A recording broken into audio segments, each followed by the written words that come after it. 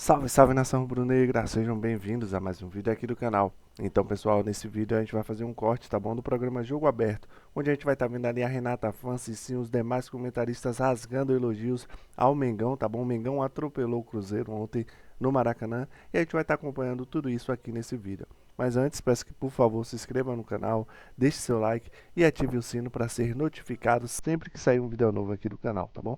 Então, sem mais enrolação, vamos pro vídeo. Libertadores. Eu ontem me coloquei na pele dos dirigentes, da comissão técnica e dos torcedores da equipe mineira, porque pegar o Flamengo nas oitavas é para acabar com a sequência de Libertadores de muitos. O Inter no ano passado e agora foi a vez do Cruzeiro. O cabuloso não resistiu. Uma atuação de gala no primeiro tempo do Mengão e um jogo bem controlado pela equipe de Leonardo Jardim. Nada como um dia após o outro. Semana passada, Samuel Lino foi driblado no gol do Cruzeiro. 7 dias depois, o atacante deixou William sentado no Maracanã para garantir a classificação do Flamengo às quartas de final. E acho que uma vitória meritória. Uma vitória meritória. Se o treinador assume, acho que toda a gente tem que assumir e toda a gente que veio ao estádio.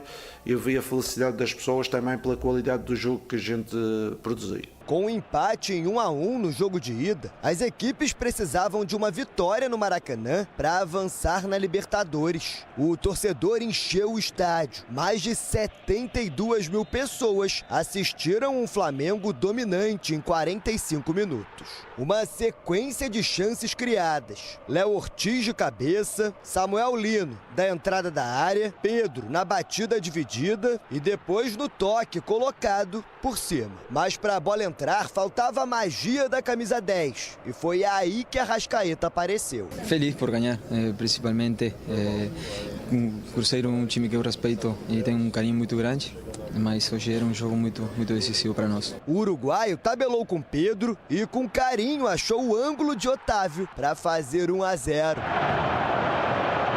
Hoje fizemos um grande jogo, todo mundo, quem começou, quem entrou depois, poderíamos ter feito mais gol, mas como falei recentemente, o mais importante era a classificação. O Cruzeiro mal jogou o primeiro tempo, mas voltou com tudo do intervalo. Com 2 minutos de bola rolando, o William cruzou na área e contou com desvio para encobrir Rossi. Jorginho tirou na linha e depois da revisão do VAR, a arbitragem mandou seguir.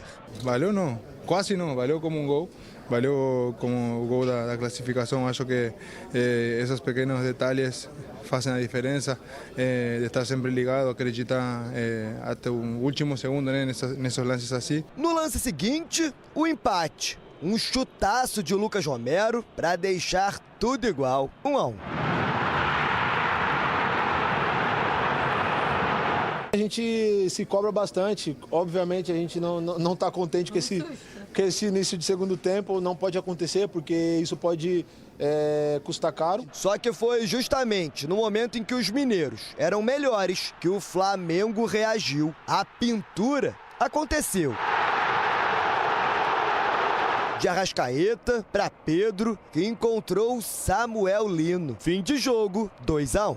Tanto que no dia que saiu o sorteio, 10 minutos depois, o BAP me ligou e falou: Pedro, logo nós poderíamos se encontrar mais para frente. Então foi lamentável a gente ter encontrado aí com o Flamengo, né? E você vê que foi um jogo bem duro, disputado. Classificado, o Flamengo, que já é o time brasileiro com mais títulos da Libertadores, segue vivo do sonho do pentacampeonato. Na próxima terça-feira, vai conhecer o adversário das quartas de final, que está entre o Independente Del Valle do Equador, que venceu a primeira partida por 1-0, e o Tolima da Colômbia. Com a derrota, o Cruzeiro quebra a invencibilidade de 6 partidas e passa a ter na Copa do Brasil a principal chance de título na sequência da temporada. Não há, como hoje, não tínhamos uma outra opção que não fosse poder ganhar para continuar. Hoje não deu para nós, não fomos capazes. Temos que continuar a acreditar naquilo que temos vindo a fazer. Antes dos próximos compromissos de Copa, as equipes têm um novo encontro marcado. Dessa vez pelo Campeonato Brasileiro, no próximo sábado, no Mineirão. Edu Dracena, pode desabafar. Não, Renata, assim, o primeiro tempo do Cruzeiro não existiu.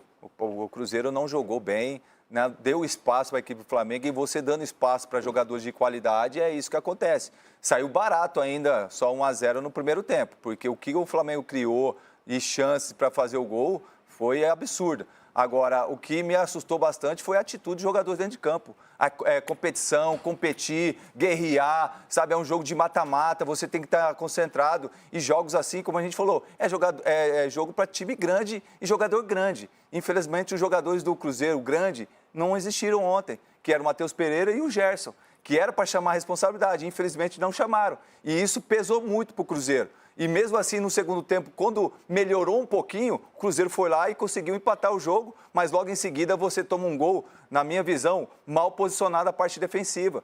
Né? O Romero estava marcando o Pedro. Cadê os zagueiros onde que era para estar marcando? Então, quando você dá espaço para um jogador como o Pedro para fazer a parede, como teve no primeiro e no segundo gol, e é isso que acontece. E aí o Cruzeiro sofreu muito, né? Depois tentou fazer gols ou tentou pressionar a equipe do Flamengo, mas infelizmente acabou sendo eliminado. Ronaldão, Pedro, assistente, participando dos 2 gols do Flamengo, mas também vimos um Arrascaeta pleno, que foi sendo preparado, ganhando minutagem, sendo preservado em outras partidas e que jogou o fino da bola.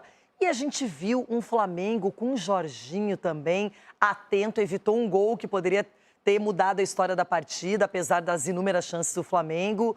O Mengão fez um jogo, na minha opinião, nota 9,5. Porque são jogadores de time grande, né? Que entram dispostos a correr, a marcar.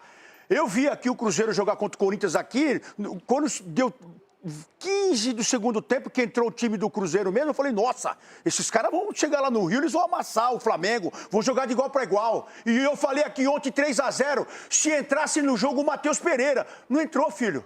É impressionante, quando o time precisa de você, você não entrou. Aí veio o Arrascaeta com lesão, com um monte de coisa, encostou no Pedro, fez tabela, o Pedro fez a parede, todo mundo jogando, todo mundo aparecendo. E ontem, no primeiro tempo, tava barato. Tava barato para vocês. Agora, é sempre a mesma coisa. Quando precisa de alguns jogadores, eles se escondem. Foi uma bela de uma pipocada, porque eu esperava mais de vocês aí. E coloquei até um 3-0 no meu palpite, coisa que eu não erro. Coisa que é sagrada aqui no programa. Mas você só vai de 3-0. Eu não erro no programa. Aí eu falei, Matheus, é com você, Matheus Pereira. Já vamos mostrar quem acertou esse placar. Encosta no Caio, vai pra cima. Ontem o Pedro e o Arrascaeta mataram o jogo. Os caras apareceram, tocaram e estavam um grandão. E vocês se esconderam. Não jogaram o que tinha que jogar. Contra o Corinthians aqui, em meia hora vocês jogaram tudo. Outro jogador, Cicinho, que eu também acho que vem se destacando, vem numa regularidade muito bacana no Flamengo, é o Samuel Lino, que tem concorrência, que tem outros jogadores também no ataque, e ele vem aparecendo. E aí é aquela história, né? Esse elenco a gente sabe que quando todo mundo tá ligado, concentrado e querendo vencer, vence. Exatamente. E se tratando do Flamengo, de ter esse elenco vasto, né? Eu fico imaginando o Corinthians falando que o cara deitou, o Ronaldo deitou contra o Corinthians. Vai tapar um buraco lá no Morumbi, mas ali é Flamengo, né? velho. Mas assim, o Flamengo tem esse elenco vasto, então o Samuel Lino passou por um período aí de desconfiança, chegou à seleção brasileira e depois o futebol caiu um pouquinho. E com essa concorrência de jogadores, ele teve que correr atrás e deu a volta por cima. Foi o destaque ontem, juntamente com o Arrascaeta e o Pedro. O Pedro faz total diferença ali no sistema ofensivo. E aí não foi gol não, Cicinho, essa bola não entrou, velho. Eu não achei que entrou, não. Não achei que entrou, não. Mas é que não tem nenhuma câmera esclarecedora, até para gol ou não gol. Então, vale a decisão de campo. Não, e vale ressaltar também a entrevista do Pedrinho, vale ressaltar a entrevista do treinador, porque em momento algum eles criaram uma grande polêmica, entrando, como faz muitos times, né, Edu? E perdemos por causa disso. Não. Os caras entenderam que o Flamengo foi melhor. O Cruzeiro jogou de igual para igual, mas o Flamengo ainda é melhor. Essa Libertadores promete, hein? E daqui a pouquinho, atenção, o Core, o nosso conselho aqui do programa, definiu que com a eliminação do Cruzeiro, quem vai sair de maca não é Edu Dracena. Não? Se o Palmeiras não ganhar a Libertadores, aí sim o Edu vai ter esse dessabor. Everton Guimarães, o representante dos mineiros, sairá de maca ainda hoje. E nós, aqueles que não têm interesse nenhum na história... Ficando o Pedro e tudo mal, você estava elogiando demais o Pedro, né, Casão? O jogo que ele fez, Mas assim, vamos combinar, o Leonardo Jardim, claro, foi um grande jogo dele estrategicamente, mas quando o cara tem, sai o Pedro, entra sei lá quem, sai o Pedro, entra o Bruno Henrique, sai o Arrascaeta, entra o Paquetá, vamos combinar que as coisas ficam um pouco mais simples também. Lembrando mas ele tem que montar. Fala. Ele tem que montar direito, né? Não é fácil você ter também. Às vezes a gente acha assim, pô, o cara é treinador de um puta time, olha um monte de jogador que ele tem. Cara, é fácil montar esse time. Depende muito do ambiente dos jogadores, depende muito da aceitação, hoje em dia, de você ficar fora e jogar, né? Por exemplo, a escolha de propor o jogo. E até espaço para correr. O Pedro não é de correr, o Pedro é de manobra. Então lá o Bruno Henrique fez sentido. Era o cara que ia correr nos espaços. Ontem era o Flamengo que ia propor o jogo. Então precisava de um cara que participa da armação, um jogador mais inteligente. Não que o Bruno Henrique não seja, mas a característica principal do Pedro é a inteligência futebolística, na minha visão. O Pedro é super inteligente para jogar futebol. Super. O que eu falo da jogada, esse aí, ó. Olha o tapinha que ele dá de esquerda. Ele dá um tapa para a bola correr mais. Para o zagueiro ficar fora da jogada. E ele consegue finalizar com força. Dá uma olhada, ó. Ele consegue finalizar com força. O goleiro é que estava bem em cima da jogada. Ele podia. Se o goleiro dá um vacilo, ele faz um gol nessa jogada. Na tabela com o primeiro gol, ele se propõe, ele sai lentamente da área e fica numa posição diagonal para sair a tabela. Eu estou falando isso porque quando eu jogava no Corinthians com o Sócrates, a gente fazia isso. A gente fazia exatamente esse tipo de posicionamento, diagonal. Quem estava com a bola, quem dominava a bola, o outro estava em diagonal. Para você, só de rabo de olho, já ver onde o cara está. Você toca e aparece ali. A posição diagonal chamando a tabela. E o Pedro faz isso muito bem. Ele fez o segundo gol também.